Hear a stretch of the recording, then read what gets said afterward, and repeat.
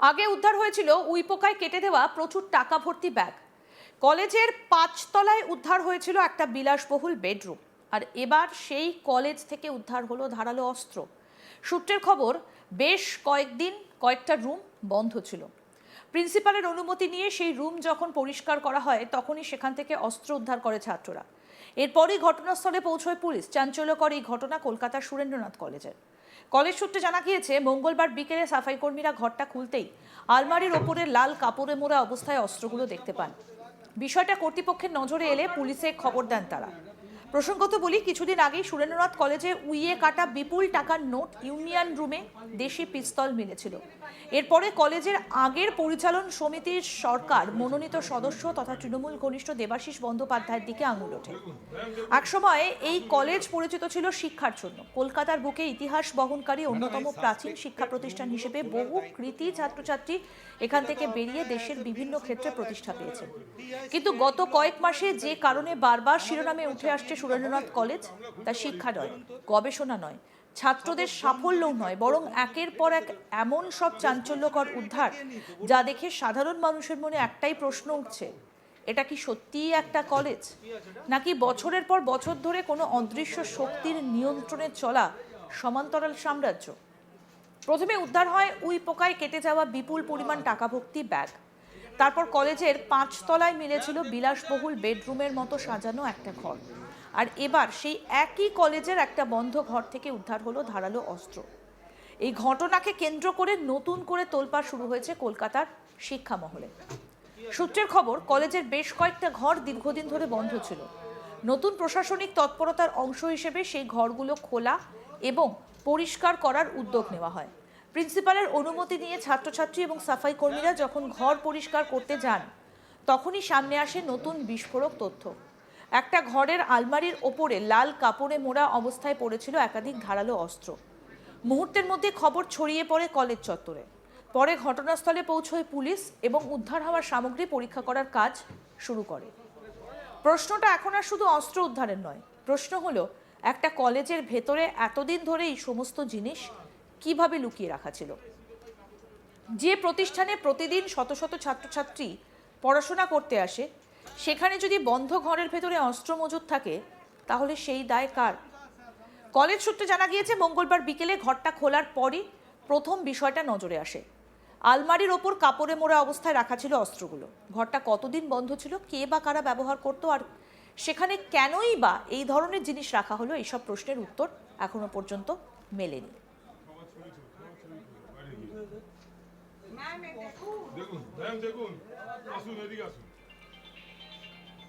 এই বিষয়ে কি বলছেন বিজেপি বিধায়ক সজল ঘোষ, শুনবো। উপরে হয়েছে, এই ফ্লোরটা কমপ্লিটলি আনঅথরাইজড। এই ফ্লোরটা কমপ্লিটলি আনঅথরাইজড। একটা কলেজ বিল্ডিং, তারা একটা ফ্লোর বানাচ্ছে, তার ভেতরে ওয়ো রুম বানাচ্ছে, প্র্যাকটিক্যালি তো তাই।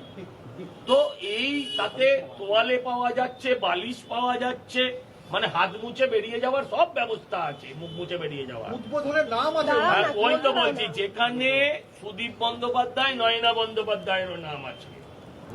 হ্যাঁ, আর সুদীপ বন্দ্যোপাধ্যায়, নয়না বন্দ্যোপাধ্যায়ের অ্যাডপ্টেড সনের নাম হচ্ছে দেবাশিস বন্দ্যোপাধ্যায়, মানে কান কাটা দেবু। সুদীপ বন্দ্যোপাধ্যায়, নয়না বন্দ্যোপাধ্যায়ের অ্যাডপ্টেড নাতির নাম হচ্ছে শিবাশিস বন্দ্যোপাধ্যায়। পুরো সাম্রাজ্যটা সুদীপ আর নয়নার মদতে নয়, প্রত্যক্ষ সহযোগিতায় চলেছে। এই টাকার ভাগ সুরেন্দ্রনাথ ব্যানার্জি রোড হয়ে, সেন ব্যানার্জি রোড মানে সুদীপ নয়নার বাড়ি হয়ে এই টাকার ভাগ কালীঘাট অব্দি পৌঁছেছে। নিশ্চিত থাকুন, এটা 1-2 লাখের নয়, কোটি কোটি টাকার গল্প। দেখলেন না? শুধু আচ্ছা, আপনি দেখেছেন কখনো এত নোট একসাথে উইতে খেয়ে নিয়েছে? মানে নিতে ভুলে গেছে, ভাবা যায়? আমি বলছি, হেন কোনো দুষ্কর্ম নেই। এর নেপালে বাড়ি আছে, আন্তঃরাষ্ট্রীয়। এর নেপালে বাড়ি আছে, এর দিল্লিতে বাড়ি আছে, এর শিলিগুড়িতে। আমাদের প্রতিনিধি অনির্বাণ কি প্রতিবেদন তুলে ধরেছেন, দেখবো এবার। পশ্চিমবঙ্গে পট পরিবর্তন হওয়ার পর একের পর এক বিষয়ে কিন্তু বদল দেখা গিয়েছে এবং বদলের পাশাপাশি কিন্তু আমরা বিভিন্ন জায়গায় বিভিন্ন ধরনের বিরল জিনিসপত্র দেখতে পেয়েছি। যেমন আতঙ্কের আরেক নাম সুরেন্দ্রনাথ কলেজ, শহর কলকাতার শিয়ালদা এলাকা এবং একেবারে বলা যায় যে সেন্ট্রাল কলকাতা, সেখানকার অন্যতম নামকরা কলেজ সুরেন্দ্রনাথ। এবং সেই কলেজেই কিন্তু দীর্ঘদিনের দাপদাপানি ছিল তৃণমূল নেতৃত্বর, এমনটা অভিযোগ করেছে একাধিক মানুষজন। এবং সেই কলেজেই কিন্তু উদ্ধার হয়েছে একটি বিলাসবহুল রুম, অর্থাৎ যেখানে কিনা বিছানা থেকে শুরু করে একেবারে বালিশ এবং তার পাশাপাশি বলা যায় যে ঘরের যে ফার্নিচার, সেই ফার্নিচার ধরনের রুম কিন্তু পাওয়া গিয়েছে। এবং ইতিমধ্যেই আমরা দেখেছি যে যতদিন তৃণমূল কংগ্রেসের সরকার ছিল বা তাদের ইউনিয়ন ছিল, সেখানে কিন্তু তাদের অভিযোগ যে কোথাও গিয়ে এই যে ঘরগুলো, সেই ঘরগুলোতে অনৈতিক কাজ হতো। এবং এই ঘরের পাশাপাশি কিন্তু পিস্তল, বন্দুক সহ একাধিক আগ্নেয়াস্ত্র সেখান থেকে উদ্ধার হয়েছে। এবং তারই মধ্যে এই মুহূর্তে কিন্তু সুরেন্দ্রনাথ কলেজ আরও একবার শিরোনামে উঠে এসছে। কারণ একটাই, যে সুরেন্দ্রনাথ কলেজে কিন্তু ফের একবার অস্ত্র পাওয়া গিয়েছে এবং সেখানে বলা যায় যে একেবারে সরাসরি সেই অস্ত্রগুলো কিন্তু কোথার থেকে এসছে সেটা না বোঝা গেলেও সে কোথাও গিয়ে কিন্তু দাবি করা হচ্ছে যে সেই অস্ত্রগুলো কিন্তু একেবারে সেই ঘর এবং তার পাশাপাশি আগ্নেয়াস্ত্রর সঙ্গে যুক্ত।